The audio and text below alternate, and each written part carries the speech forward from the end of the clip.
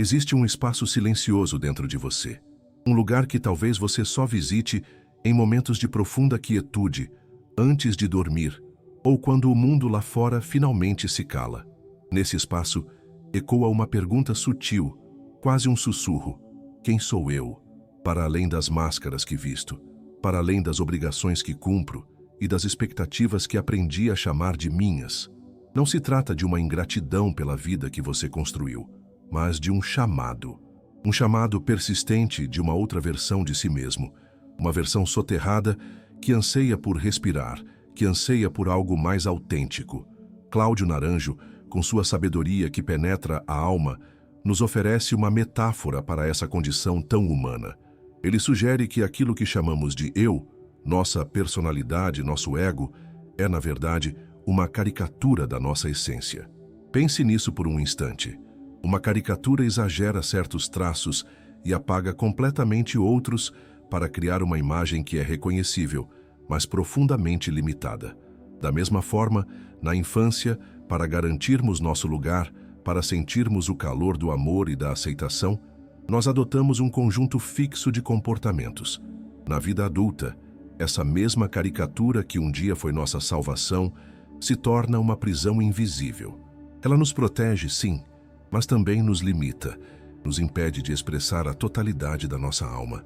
E aqui reside uma das armadilhas mais sutis do caminho espiritual, um desvio que o psicoterapeuta John C. Welwood chamou de bypass espiritual. É o momento em que o próprio ego, em sua astúcia para se proteger, veste as roupas da espiritualidade.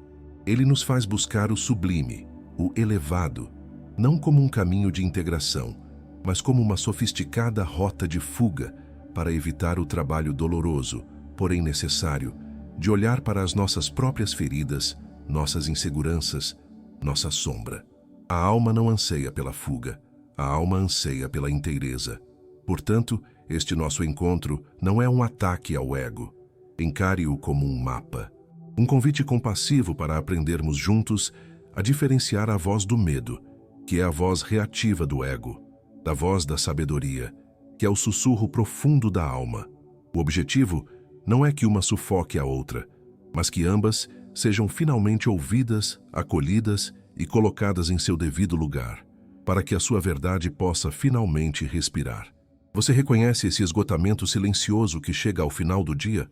Uma exaustão que não vem do trabalho físico, mas do esforço constante de sustentar uma imagem, de defender uma fortaleza que talvez já não reflita mais quem você é em sua verdade interior. É a dor oculta de viver em um estado de alerta perpétuo, um cansaço que a alma sente ao carregar o peso de uma armadura que um dia foi útil, mas que hoje apenas impede o movimento. É o desgaste de defender uma identidade que já se tornou pequena demais. A neurociência nos oferece uma lente para compreender este mecanismo com compaixão. Existe uma parte ancestral em nosso cérebro, um guardião antigo cuja única função é nos manter seguros. Com base em cada dor, cada rejeição e cada fracasso do passado, ele cria verdadeiros mapas de segurança. Assim, o nosso ego, operando através desses mapas antigos, reage a novas oportunidades, um novo relacionamento, uma mudança de carreira, uma chance de ser vulnerável, com o medo de antigas feridas. Ele nos mantém em um ciclo de repetição, porque o território conhecido, mesmo que seja um território de dor, é percebido como mais seguro do que o desconhecido. E aqui, nesse mecanismo de proteção, cometemos um erro invisível. Acreditamos que a solução para sair desse ciclo é ter mais autoconfiança, mas a questão é muito mais profunda, muito mais sutil. O verdadeiro problema não é a falta de confiança, é a identificação excessiva com a persona que precisa dessa confiança para simplesmente existir. É o personagem que precisa de aplausos. A sua alma, em sua essência, não precisa de confiança. A alma não duvida de si mesma. Ela simplesmente é. Imagine por um momento que o seu ego é um guarda de museu excessivamente zeloso. Sua função é nobre, proteger as obras de arte, que são as suas crenças mais profundas, a sua identidade construída. Mas ele é tão protetor, tão rígido em suas regras, que se esquece de que a arte só cumpre o seu propósito quando é vista, sentida e experienciada. Ele protege tanto a galeria da sua alma, com tanto afinco, que ninguém mais consegue entrar, nem mesmo você. E a beleza que ali reside permanece na escuridão intocada e invisível.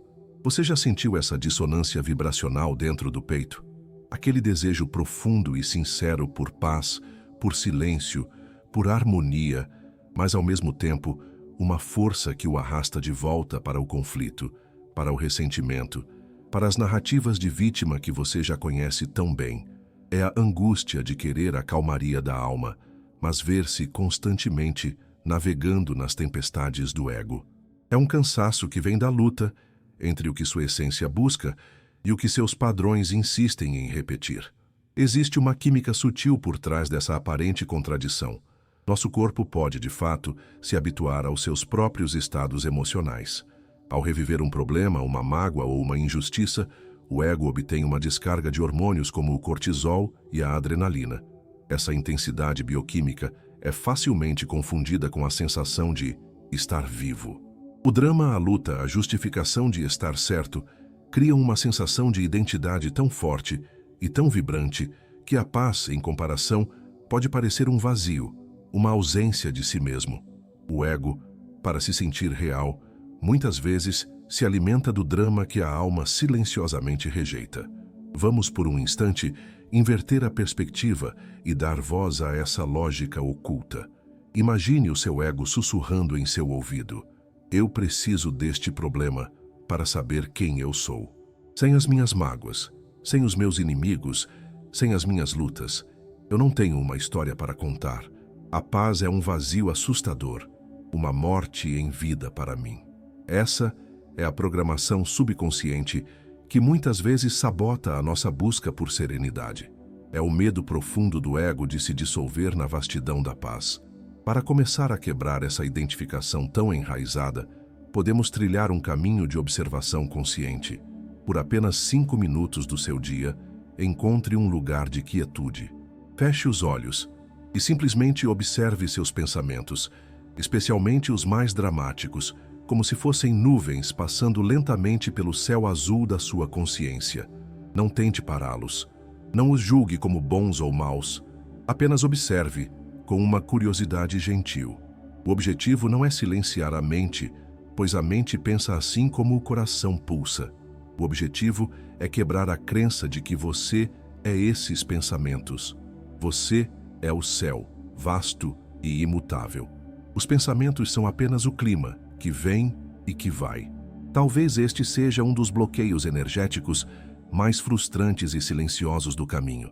A sensação de praticar os rituais, as meditações, as afirmações, de ler todos os livros e seguir todos os passos, mas no fundo, não sentir uma mudança real, uma transformação que se encarna na sua vida cotidiana. A paz parece momentânea, a clareza se dissipa com a primeira dificuldade e a transformação prometida soa como um eco distante. Você faz o movimento, mas a energia parece não fluir, como se algo por dentro permanecesse intocado. É preciso caminhar com uma consciência atenta, pois existe um perigo que Carl Jung chamou de inflação espiritual.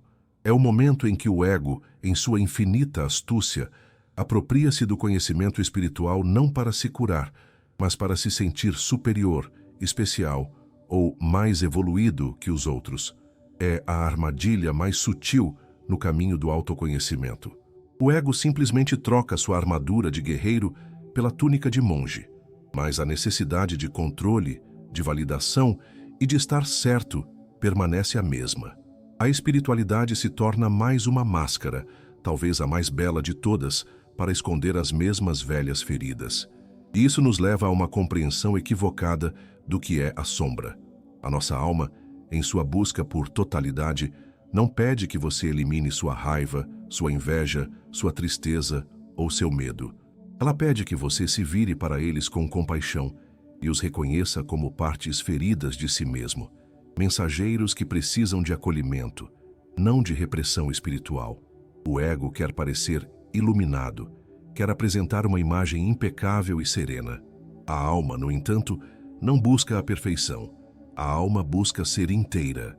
O psiquiatra Stanislav Grof, em seu profundo trabalho sobre os estados de consciência, descreveu como traumas não resolvidos criam o que ele chamou de sistemas de experiência condensada. São como nós energéticos em nosso psiquismo, carregados com uma intensa força emocional. O ego espiritualizado se torna um mestre em contornar esses nós, em voar acima deles em meditações sublimes, evitando o desconforto do encontro. Mas a sabedoria da alma sabe que a verdadeira liberação não vem de contornar a dor, mas de atravessá-la, de revisitar e integrar essas energias para que elas não mais governem nossa vida a partir das sombras. Sua alma está sempre se comunicando. Aquela melancolia inexplicável que às vezes o visita sem convite, a sensação profunda de não pertencer a certos lugares ou conversas, o fascínio repentino por sincronicidades que parecem um piscar de olhos do universo, tudo isso é a linguagem da sua essência. É a busca interior se manifestando, um chamado para a reconexão, uma saudade de casa, da sua verdadeira morada interior. Não é um defeito, é um chamado. Ela fala através de sinais sutis que o ego, em sua pressa e em sua lógica, geralmente ignora ou cataloga como problemas a serem resolvidos. As dores psicossomáticas que o corpo manifesta quando a boca se cala, os padrões de autossabotagem que se repetem como um disco arranhado, os sonhos recorrentes que o assombram ou o encantam, uma atração súbita e inexplicável pelo silêncio, pela arte ou pela natureza. Estas não são falhas a serem consertadas, são mensagens a serem decodificadas. São cartas de amor da sua alma, pedindo para ser ouvida. E é por isso que o silêncio é tão ameaçador para o ego. No silêncio, não há para onde correr. Não há distrações. É o espaço sagrado onde as verdades inconvenientes emergem, onde as máscaras caem por terra, onde a voz da alma pode finalmente ser ouvida sem o ruído do mundo. O ego, temendo esse encontro, temendo perder o controle, preenche cada segundo com preocupações, com planejamento obsessivo, com o consumo incessante de informação, qualquer coisa para evitar o encontro com o vazio fértil da alma. Para aprender a escutar essa linguagem perdida, podemos adotar uma nova postura interior, uma nova forma de nos aproximarmos de nós mesmos. É a atitude de um naturalista, observando um ecossistema raro e delicado. Em vez de caçar respostas com a ansiedade de um predador, adote a paciência, a curiosidade e a reverência. A alma se comunica em símbolos, em sentimentos, em intuições, não em ordens diretas. Aproxime-se de si mesmo com essa gentileza investigativa e a linguagem que parecia perdida começará, sussurro por sussurro, a se revelar. No caminho espiritual, muitos de nós cometemos um erro que nasce da dor. Tentamos destruir, matar ou aniquilar o nosso ego. Acreditamos que ele é o inimigo e que a paz só virá quando ele for silenciado para sempre. No entanto, essa abordagem de batalha apenas fortalece a luta interna e a fragmentação. Tentar aniquilar uma parte de nós mesmos gera mais guerra, não mais paz. A verdadeira transformação não acontece na luta, mas na aceitação compassiva. A verdade, profundamente contra-intuitiva, é esta: o ego não é seu inimigo. Ele é um servo que, por necessidade e por amor a você, acabou se tornando mestre. A jornada, então, não é de aniquilação, mas de recolocação. É um convite para, com gentileza e firmeza, devolver o trono a quem ele pertence, a sua alma. A alma precisa do ego para navegar no mundo material, assim como um astronauta precisa de seu traje para explorar a imensidão do espaço. O problema nunca foi o traje. O problema foi esquecer que existe um astronauta vivo e consciente dentro dele. Para iniciar essa dança de reconciliação, existe um caminho interior que pode ser trilhado em qualquer momento de reatividade. O primeiro passo é reconhecer, dizer a si mesmo, em silêncio: eu percebo que a voz do meu medo, a voz do meu ego, está ativa agora. O segundo passo é agradecer, com genuína compaixão dizer: obrigado por tentar me proteger. Eu sei que essa é a sua função e sou grato por seu cuidado. E o terceiro passo é redirecionar, com uma firmeza gentil afirmar: mas agora, neste momento, eu escolho ouvir a perspectiva da minha sabedoria interior, da minha alma, para guiar esta decisão. Quando o ego para de lutar pelo controle e a alma assume a liderança, o resultado não é a perfeição, mas a inteireza. É a promessa da coerência emocional. É a capacidade de sentir o medo e, mesmo assim, agir com coragem, de sentir a raiva e, mesmo assim, escolher a compaixão. É a paz que não vem da ausência de problemas, mas da presença inabalável de si mesmo em meio a eles. É a paz que reside na coerência vibracional de ser quem você realmente é.